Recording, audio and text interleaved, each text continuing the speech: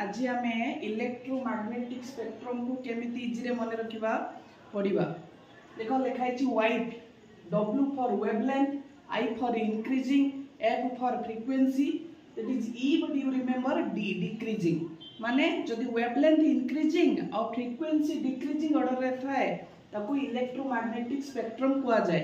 किछि रेज अछंती जोडा को हमें वेवलेंथ इंक्रीजिंग और फ्रीक्वेंसी डिक्रीजिंग ऑर्डर रे लिखिबा ताको सहज रे मन रखिबा केमिति ना। Chemistry girls excellent unique very intelligence mister.